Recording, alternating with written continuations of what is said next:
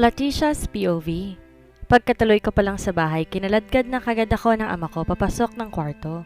Sa pagmamadali niya pa nga, muntik na ako madapa habang paakit ng hagdan. I told you not to leave, right? Ganyan ba talaga katigas ang kokote mo para sawayin ako, Leticia? Malakas at sunod-sunod niyang singhal sa akin. Di na ako nakasagot pa dahil makapasok naman sa silid ko, si mama naman ang sumalit. Saan ka nang galing at saan ka nagpalipas ng gabi? Walang emosyong tanong niya. Para bang normal lang lumabas sa bibig ngayon pero halata ang galit sa mukha niya na pilit itinatago. I bowed my head and remained silent. Alangan namang sabihin kong galing ako sa Club V at nagpalipas ng gabi sa unit ng isang lalaki. Baka hindi lang mag-asawang sampal ang dumapo sa mukha ko, kundi kasama na ang buong angka ng mag-asawa. Hindi ka sasagot? She sighed and then continued. Okay, let's fire Mang Carlos then. Hindi niya naman kayang gampanan ang pinapagawa sa kanya. Higit sa lahat, hindi rin marunong sumagot. Nanlaki ang mata ko, umawang ang bibig dahil sa sinabi nga ni Mama. Ibig sabihin, hindi ako isinumbong ni Mang Carlos? Hindi niya sinabi na nagpunta ako sa Club V and he will be fired because of me? No, Mom, please. Walang kasalanan si Mom Carlos. Ako ang may gustong pumunta sa Club V. Doon din ako nalipasan ng buong magdamag kaya inom. Sorry. Pagpapaliwanag ko. Sana lang maniwala sila. Well then, she looks at me from head to toe. You better get ready. We're going to the Benaventura Mansion. Today is your engagement party. Aniya na kinabuntong hininga ko na lamang. Wala nang urungan at mas lalong wala na ako magagawa pa. Kailangan ko na lang planuhin ang mga gagawin ko sakali mang magsama kami ng anak ni Mr. Benaventura. I went to my room and immediately took a bath. I smirked as a brilliant idea came into my mind. It take me 2 hours to take a bath. I went to my closet and got my pangmalakasang dress. The red velvet dress with a long slit at the side from the top of my legs down to my ankle. I also wear my 3 inches red stiletto to match my dress. Naglagay din ako ng makapal na makeup and red lipstick. Dapat ako mangibabaw sa birthday party ni Mr. Benaventura kung ngayon din nila i-anunsyo engagement namin ng anak niya. Dapat lang na maganda ako. Di ko hahayang mapahiya ako sa harap ng maraming tao. Ginawa akong pambayad utang, pues be it. I am worth more than that at sisiguraduhin kong makukuha ko ang lahat ng gusto ko. Total mayaman naman sila.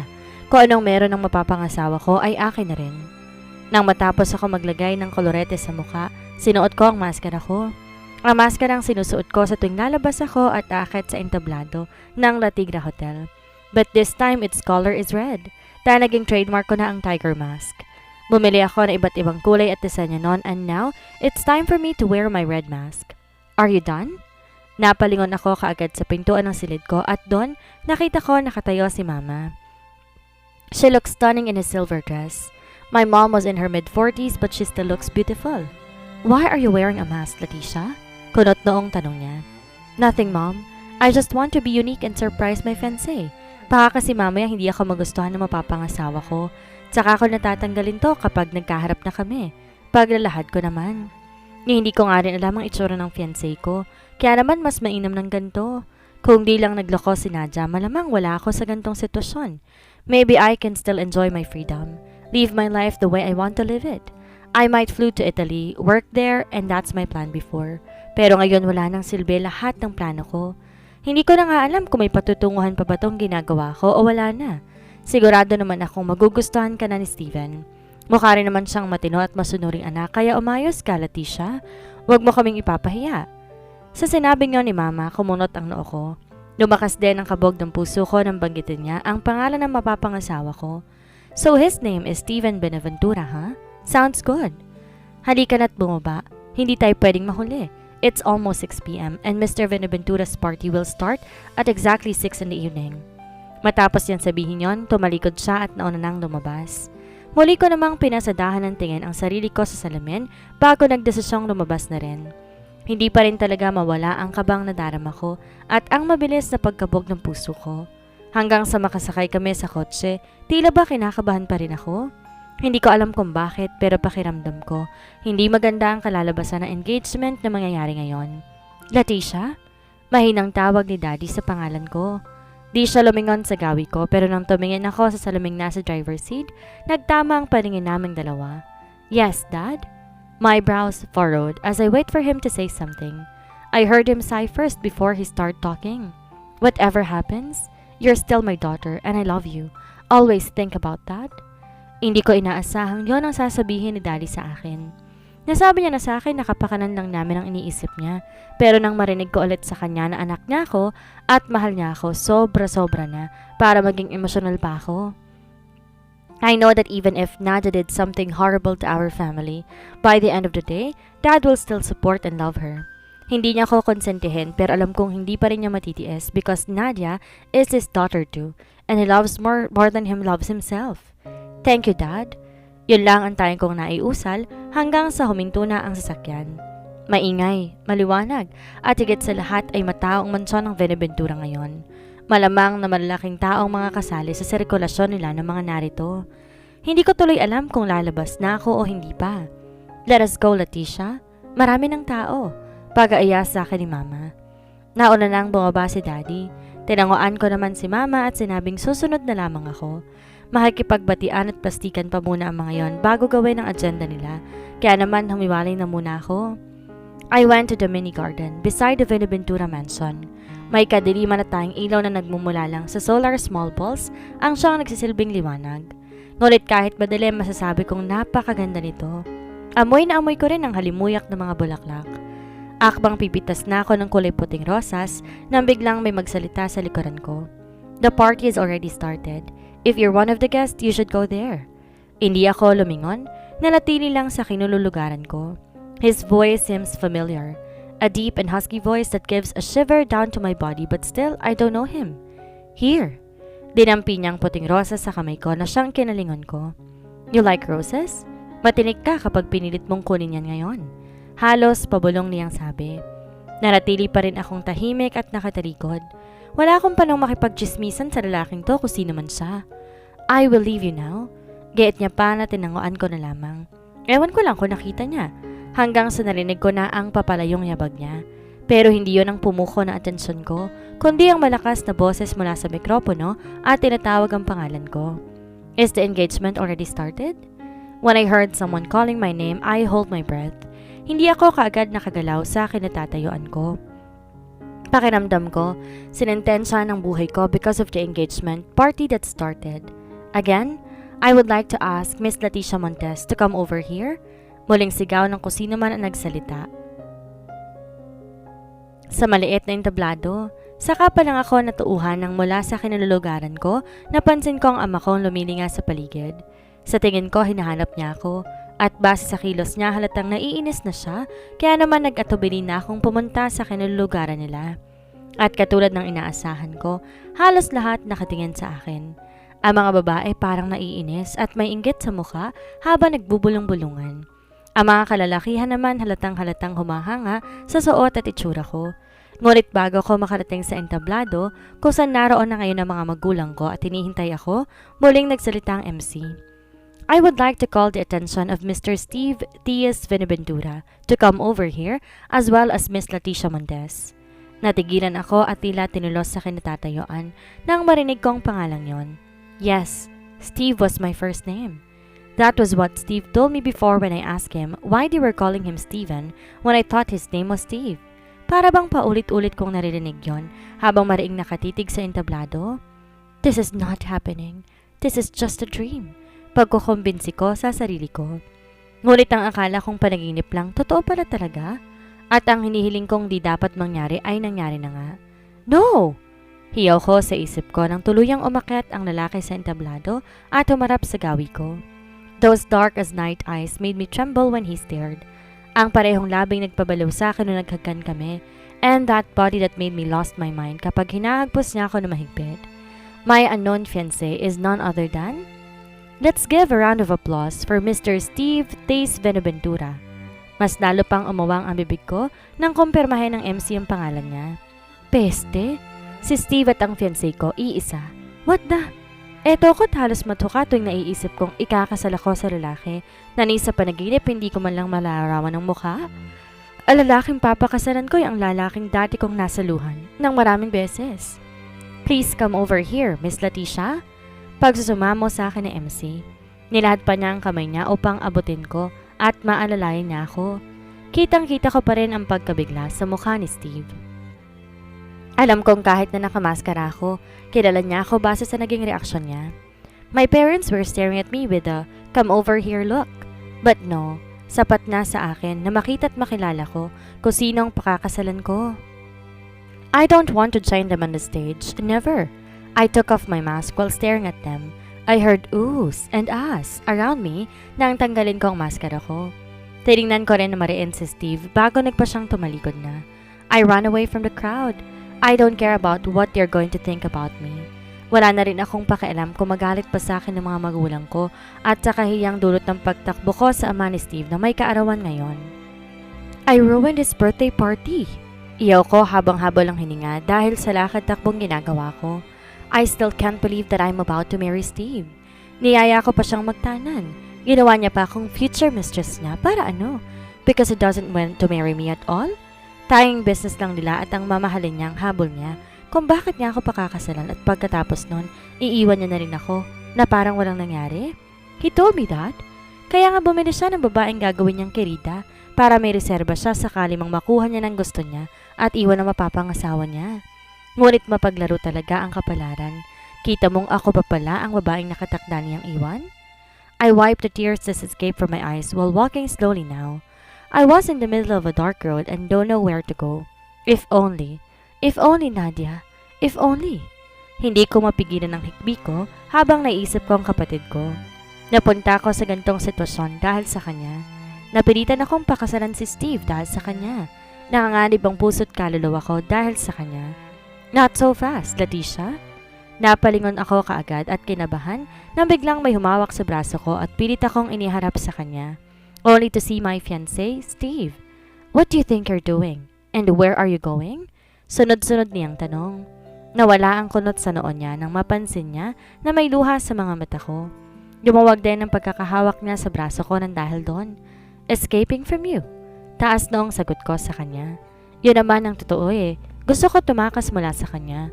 Gusto kong takasan ng mga magulang ko. Gusto kong tumakas sa kasal na gusto nilang mangyari. I don't want to get married. I don't want to marry you. Sigaw ko pa sa kanya. He remained silent while staring at me. I don't know what he was thinking about pero buo ng desisyon ko. Hindi ako magpapakasal sa kanya, let alone the Montes Hotel and Resort. Suffer bankruptcy, I don't care. Let's talk, Leticia. Wow, just wow. Sa napakainahang boses niya sa gantong sitwasyon. Sa bagay, hindi naman siyang dihado. Walang mawawala sa kanya. Madadagdagan pa nga sakaling pumayag ako sa let's talk kay niya. Talk about what, Steve? Nakipagtagisan ako ng titig sa kanya kahit na nga ba nang hihinang tuhod ko sa uri ng pagtitig niya. Wala tayong dapat pag-usapan, right? Ang kausapin mo yung mga magulang ko at magulang mo. Convince them to cancel that wedding. I shout. Walang modo na kung walang modo. At ano naman ngayon kung sigaw-sigawan ko siya? Sabi niya nga, this is a free country. I can say whatever I wanted to say and so I did. Can you just calm down and let's talk about us? Mahinahon pa rin saan niya. Habang lumalapit siya sa akin, siya namang hakbang ko paatras.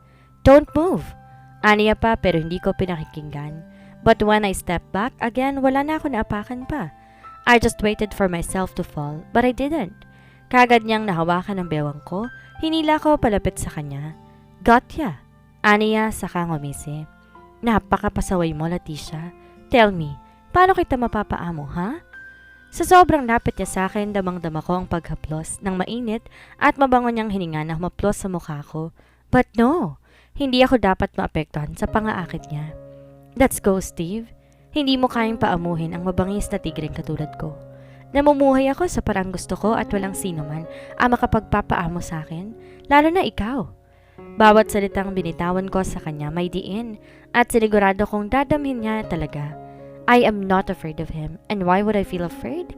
Oo nga't magaling siya sa kama, pero di ibig sabihin nun kaya niya na akong paikutin sa palad niya. Try me, Leticia. Kaya kong paamuhin kahit ang mabangis sa tigre na tulad mo. At syempre, sa akin mapanlilang na paraan.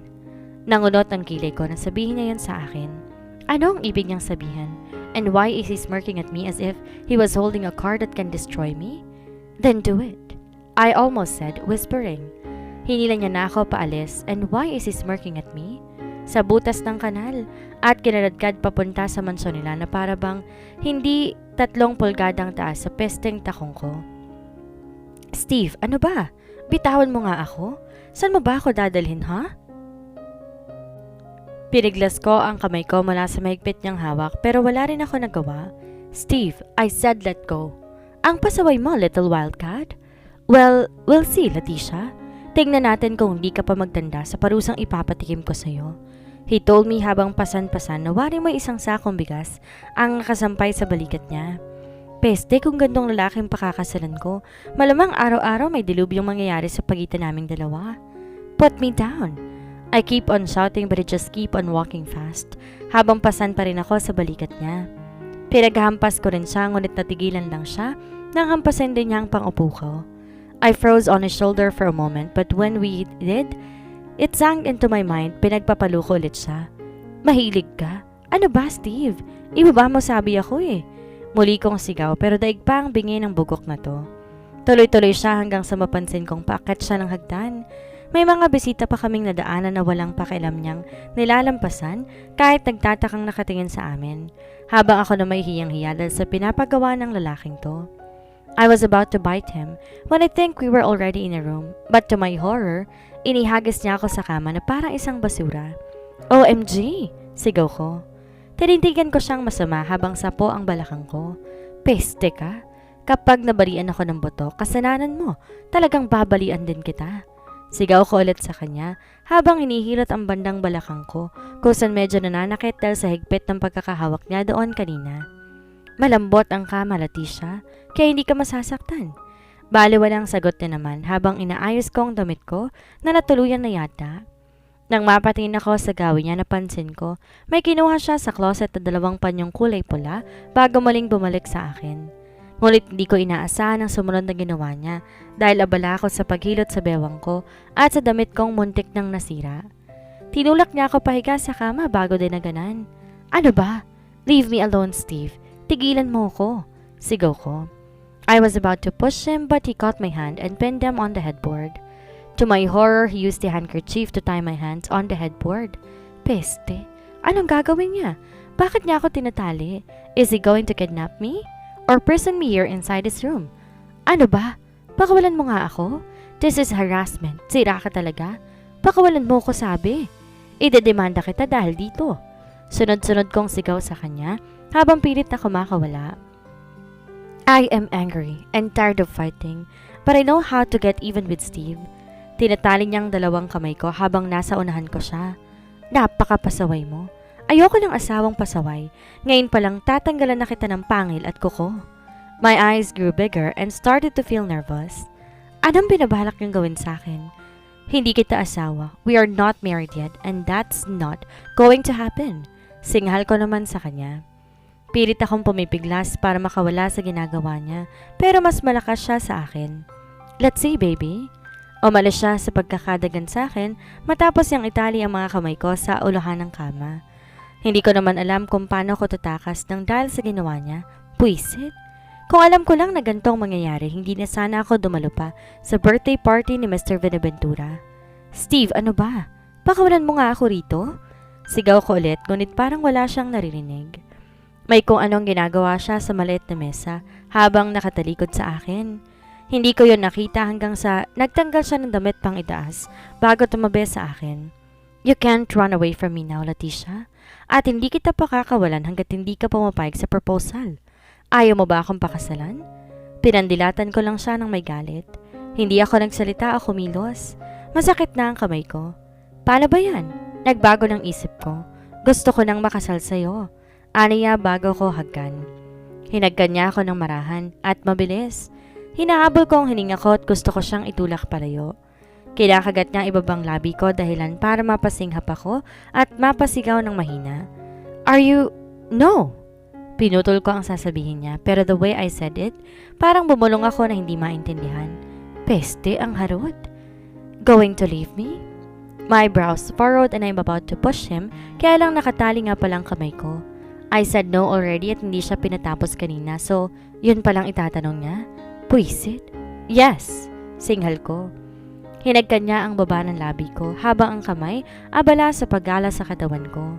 Nililis niya rin ang dress ko na sa sobrang haba ng slit sa gilid, tuluyan niya ng sinira.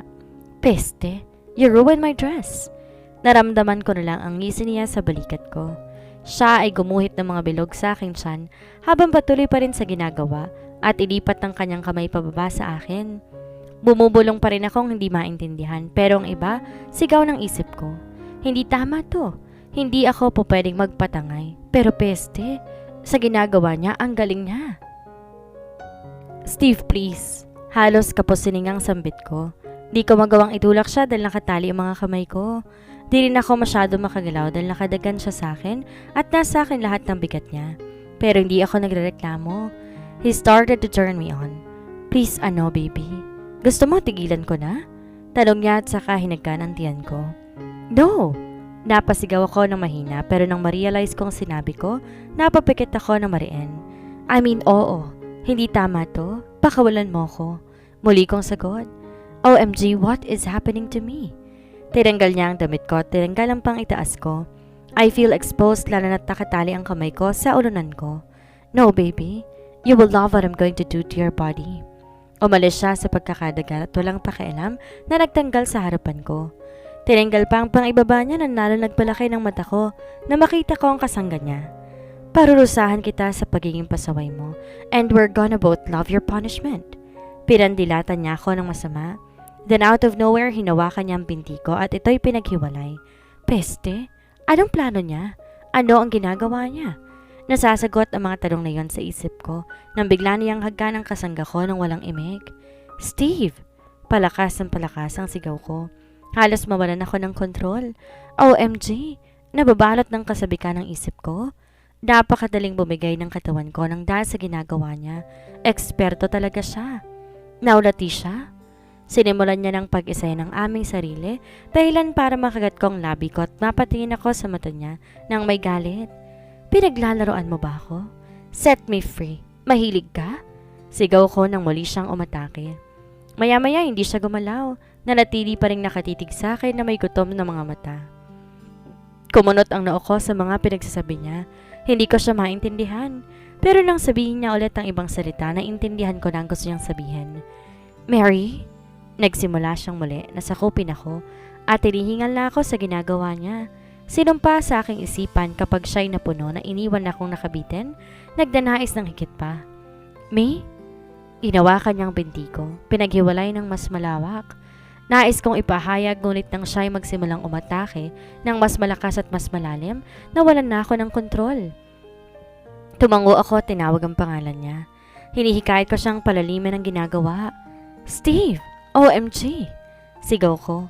Gusto ko siyang hagpusin na mahigpit pero nakatali ang kamay ko. Nagsimulang maglakbay ang kamay niya sa akin. Pakiramdam ko'y nayayanig ang buong pagkatao ko sa bilis at walang patid na paggalaw niya. You like it? Do you like what I'm doing? Sunod-sunod niyang tanong. Habang patuloy pa rin naglalakbay. Ang palad niya. Kung mawawala man ako ngayon dahil sa ginagawa niya, tiyak, mawawala akong maligaya. Will you marry me, Leticia? Tanong niya pagkatapos tinulak ang sarili niya ng mas malalim, dahilan para mawala ako sa katinoan. Yes, malapit na ako. Sigaw ko sabay ng pag-abot namin sa suktulan. But wait, did I just say yes to his proposal? Now you are mine, katawan at kaluluwa, and I make my way to get your heart too. Sabi niya sa akin bago niya ako hinagkan ng marahan. Sa kabilang banda, when I woke up in the morning, I immediately looked at my hands. Hindi na ako nakatali at wala na rin si Steve. Napangawi ako dahil sa sakit ng katawan nang bigla akong bumalikwas para bumangon. Peste? Napamurang muli akong humiga nang nagpapahinga. Naramdaman ko ang sakit ng buong katawan ko. Kung hindi baga naman, naknukan ng hilig ang lalaking yon. He does not want to stop until I won't pass out. I admit na tangay na naman ako ng haplos at kanya and yes, I did say, what the? Did I really say I do last night? Bulalas ko nang maalala ang mga nangyari kagabi. Oh no, this is bad. This is so bad. I looked for my dress and undies that are still on the floor and I was shocked when I saw them. Punit-punit na sila, lalo na ang dress kong tuluyan nang napunit. Pati ang pang ibaba ko punit din. Peste na Steve, anong ginawa niya sa mga damit ko? I was about to get my clothes when the door suddenly opens. Mabuti naman gising ka na. Mariin akong napatitig sa kanya dahil sa namumuong galit na nadarama ko sa kanya. Ang lakas para talaga ng loob niyang magpakita sa akin ngayon. Fix yourself, then let's eat. We are going to Attorney David. Aniya pa na nagpakunot ng kilay ko. Umaasa ba talaga siya na sasama ako sa kanya? Nek-nek niya. Don't look at me like that, Leticia. Baka gusto mong akong magpaligo sa'yo. Ngumisi siya habang mataman akong tinititigan. Buisit. Look at my clothes. Sigaw ko sa kanya bago tinuro ang mga damit kong nakakalat pa rin sa lapag.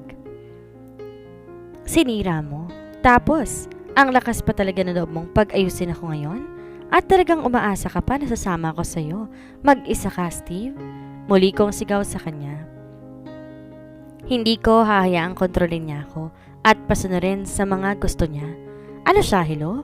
Kahit magtulong-tulong pa sila ng ama ko at ng pamilya niya, hindi ako magpapakasal sa kanyang buwisit siya. Napakapasaway mo talaga, Leticia. Huwag mong sasagarin ang pasensya ko. Why? What will you do, huh? Baliwalang tanong ko sa kanya at tinaasan siya ng kilay. Kung sa tingin niya natatakot ako sa kanya, pues, nagkakamali siya. Kahit ilang beses niya pa akong itali at paulit-ulit na galawin, that would still change the fact. Kinuha niya ang cellphone niya at sa bulsa ng pantalon, walang pakialam na tumayo sa harapan ko. Hawak niya ang cellphone niya bago niharap sa akin. Yun na talaga ang nagpalaki na mata ko. He let me watch a video of me. Kuha sa mga pinagagawa namin. OMG, bakit may ganito? Bakit may video kami na nagsasalo at ako ang kumikilos? Nag-init kagad ang dugo ko pati na rin ang mukha ko nang marinig ang sarili ko na sinasabi yon sa video. Napaawang din ang labi ko nang marinig ko ring tinanong ako ni Steve nang will you marry me at sinagot niya naman ng I do. My goodness, I can't believe na bibigay ako ng ganon katindi nang dahil lang sa ginagawa namin. And the most horrible part is when I beg him to do it again. Give me that. I tried to get his phone to delete the video pero kaagad niya ring tinago yon. Delete that video, Steve. Bakit may ganyan ka? But he just smiled at me. A devilish smile. No, I won't delete this. I will show you to the world kapag naging pasaway ka pa, Leticia. And baby, I don't bluff. He turns around and was about to leave me, but stopped again and faced me. Maligo ka na't nang makakain na tayo. Because as I said, we were going to Attorney David. Magpakasal tayo sa ayaw at sa gusto mo, Leticia. You already said I do to the video. Hindi mo naman siguro gugustuhin na yun ang ipakita ko kay attorney para lamang makasal na tayo, right? My eyes grew bigger even more. He will use that video para lang maikasal kami? What the? Steve, please. I'm begging you. Don't. Then be a good girl and take a bath now. I was starving. Kanina pa kita hinihintay na magising. Your parents were on their way to Attorney David's office, while mine was already there. Ikaw na lang ang hinihintay, Leticia? At nauubos ng pasensya ko. Halos mapatayo ako sa lakas ng boses niya at sa galit sa mata niya habang sinasabi ang mga yon. Hindi mo lang ako pinatapos magsalita. He scares me by shouting at me, but I don't want to let him know that I was feeling scared now. Baka yun na lang lagi niyang gawin para takutin ako at pasunurin sa lahat ng gusto niya. Sinubukan kong tumayo pero nanginginig ang mga paa ko. Ang sakit pa ng katawan ko, lalo na ang perlas ko, puwisit na lalaking to, at ang kasangga niya. Pinarusahan niya talaga ako kagabi. I am so sorry, sabi ko sa kanya. Nanginginig ang boses ko at nakakaramdam ng sakit dahil sa panginginig ng hita ko. Nasobrahan yata ako kagabi. I won't say sorry.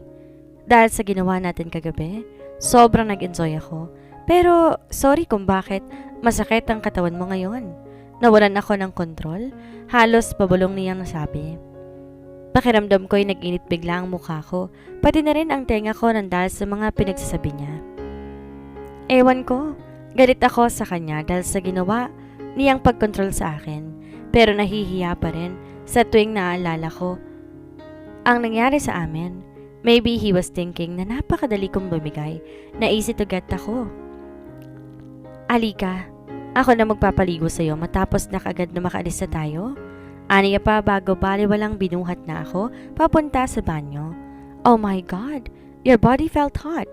I think I should take a cold shower too. Hindi ko na inintindi pa ang mga sinasabi niya, lalo pat inilapit niya ako sa shower at binuksan yon. Kung magiging asawa ko siya mamaya, at least may karapatan akong malaman kung bakit niya ako gustong pakasalan, di ba? Napatingin ako sa kanya at inawakan ang kamay niya nang ipahid niya sa akin ang tuwalya.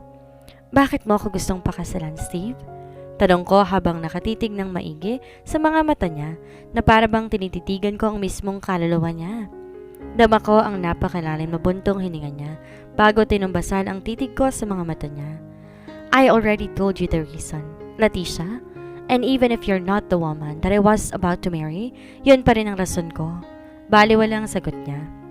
Naramdaman ko naman ang biglang pagkirot ng dibdib ko nang marinig ko ang mga salitang iyon. Tama ako. Tayong kayamanan nga lamang ang habol niya. And eventually, he will leave me broken after he gets what he wants. But, muli ako napatingin sa kanya na magsalita siya ulit. He holds my shoulder and pulled me closer to him. I am glad that you're the one that I'm about to marry. Hindi ko na kailangan maghanap pa ng karida dahil ikaw lang ang gusto ko, Leticia.